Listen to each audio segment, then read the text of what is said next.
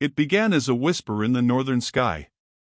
At 6:12 local time, radar stations across southern Sweden detected something strange, a high-speed aircraft cutting across the edge of their airspace. No transponder. No identification. No response. The Baltic Sea, cold, gray, and restless, has long been a frontier between power and provocation. From the Cold War to today, this narrow stretch of water has carried the tension of continents. And now, once again, that tension was returning to the surface. The object moved fast westward, steady altitude, radar silent. To an untrained observer, it was just another blip on a green screen. But to NATO's Baltic air policing mission, it was a signal, a breach of routine, a challenge in disguise. Across the skies above northern Europe, fighters from multiple nations stand alert every hour of every day. They listen for the subtle changes, a ping, a gap, a silence. Because silence, in this part of the world, can mean intent. Within minutes, the call went out to Poland's airbase in Malbork. The order was simple: scramble. 2 F-16 Fighting Falcons lifted off into the dawn haze, cutting a trail of vapor over the Baltic coast. Somewhere ahead of them, beyond the thin clouds, a jet moved without a name, without a signal, and without permission. The stage was set for another confrontation in the shadows of Europe's most contested airspace. The Baltic air policing mission is one of NATO's most constant operations, around-the-clock watch over the skies above Estonia, Latvia, and Lithuania. In a region where national air forces are small and Russian presence frequent, the mission serves as a frontline guardian of European airspace integrity. That morning, Swedish civil radar first noticed the anomaly, a fast-moving aircraft entering the western edge of the Baltic radar network. Its radar cross-section was large enough to suggest a heavy fighter, but its transponder, the device that identifies aircraft to controllers, remained off. In air defense terms, that's a red flag. Swedish controllers tracked the jet heading west, near Gotland, an island that has become a quiet strategic prize in the Baltic theater. The aircraft flew low, weaving in and out of radar coverage, maintaining a steady vector toward international airspace. By 6:18, NATO's Combined Air Operations Center, CAOC Wadham in Germany, confirmed the contact and issued a scramble order. Within minutes, 2 Polish F-16s roared off the runway from Malbork Air Base, climbing hard into the cold morning sky. Their call signs, Eagle 1 and Eagle 2. The mission, visual identification. Radar operators guided them toward the intruder's last known heading. As the fighters leveled at 25,000 feet, the radio silence on the other end became more telling. Whoever was flying that jet didn't want to be seen or heard. At 6:29, the Polish pilots made first visual contact. A sleek, twin-engine silhouette glinted in the sunlight. Angular tail fins. Long fuselage. Camouflage gray. It wasn't a transport. It wasn't a civilian aircraft. It was a Russian Su-35, one of Moscow's most advanced multi-role fighters. The Su-35 flew with radar off, its navigation lights dark. It was cruising just inside international airspace, skimming close enough to NATO's border to provoke, but not enough to breach.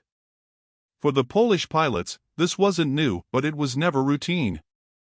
Rules of engagement demanded restraint. The F-16s closed in, maintaining a safe distance, cameras rolling, sensors active. The Russian pilot tilted his aircraft slightly, a gesture halfway between acknowledgement and warning. For a few seconds, both sides flew in silent parallel, separated only by a few hundred meters and decades of political hostility. What happened next turned a quiet intercept into a test of composure. As the F-16s moved into observation formation, the Su-35 suddenly banked right, fast and sharp. It cut across the Polish fighter's flight path, forcing Eagle 2 to brake high to avoid wake turbulence. Radar alarms spiked. Communication channels filled with controlled tension. Onboard recorders captured the Russian jet accelerating aggressively, executing a close pass within visual range, an act often described as unsafe and unprofessional in military terms. For a few seconds, the Baltic sky turned into a chessboard at supersonic speed. Both pilots maneuvered to maintain position, no missiles armed, no shots fired, but the intent was unmistakable. This was no navigation error. This was a signal. On the ground, Swedish and NATO radars tracked the dance, two F-16s locked in tight turns with a single Russian Su-35, 100 kilometers east of Gotland. Swedish defense officials later confirmed the encounter lasted less than 5 minutes, but in air combat terms, that's an eternity. At 6:36, the Su-35 leveled out, throttled back, and turned northeast, heading back toward Kaliningrad, Russia's heavily militarized enclave between Poland and Lithuania. The F-16s shadowed it briefly, maintaining a legal intercept boundary.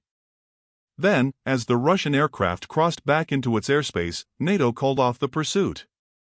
No shots fired. No words exchanged.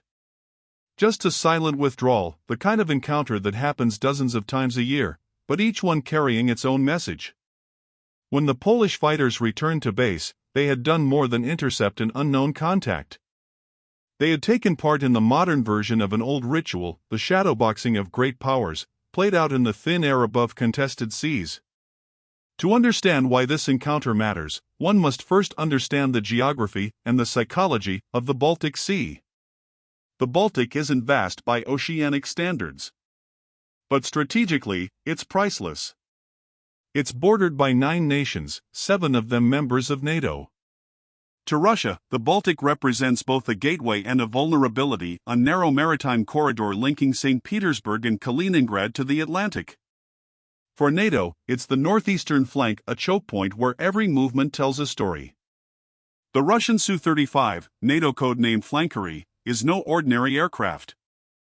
It's a top-tier multi-role fighter, supersonic, heavily armed, and built for both air superiority and intimidation. Flying without a transponder isn't a mechanical oversight.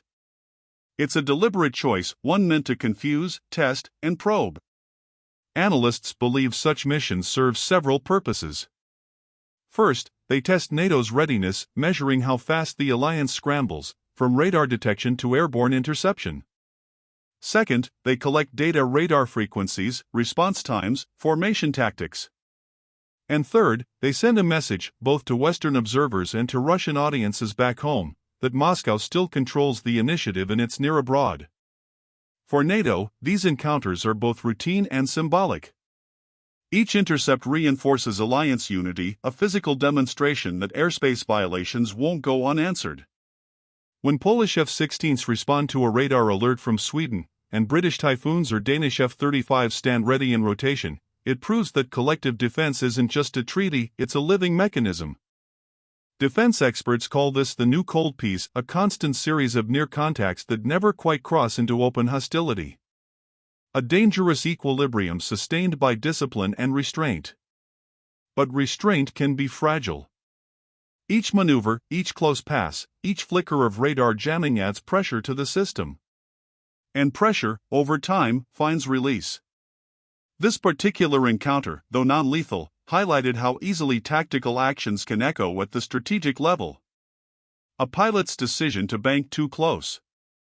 A moment of overconfidence. A misread signal. That's all it would take to turn an intercept into an incident and an incident into a crisis.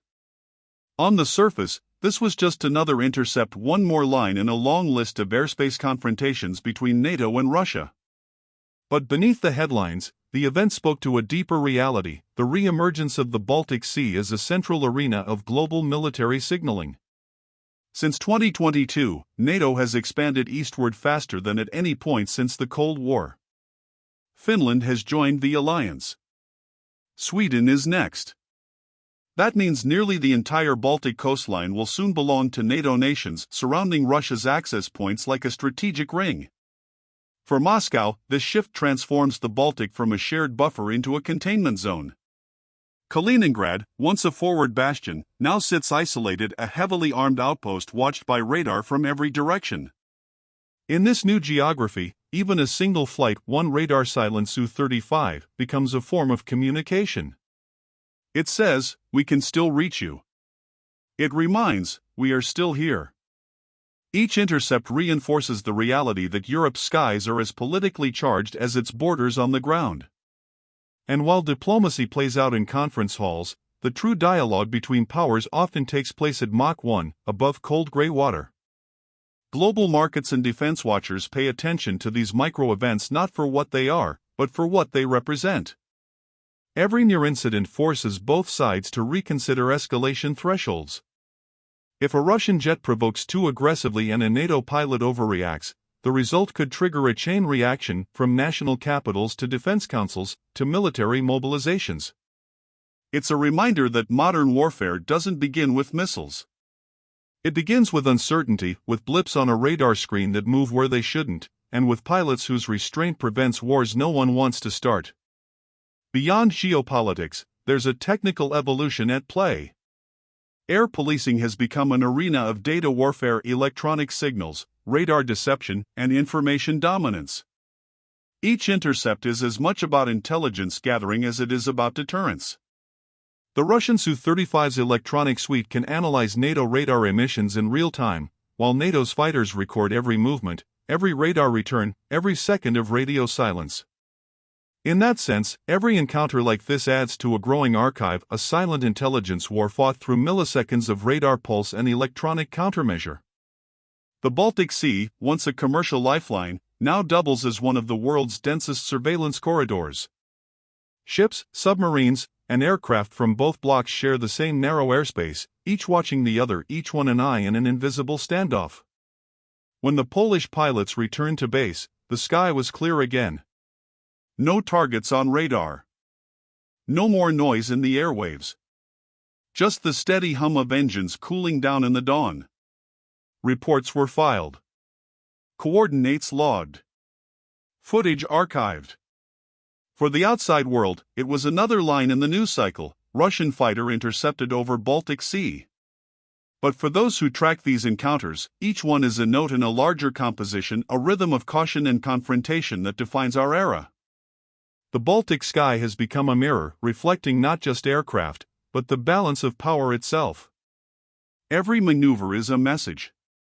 Every silence, a statement. And as Europe edges deeper into a new phase of strategic competition, these moments, brief, cold, and fleeting, remind us how close peace and peril really are. In the calm that follows such encounters, the question always lingers: if one day the silence breaks, who will hear it first?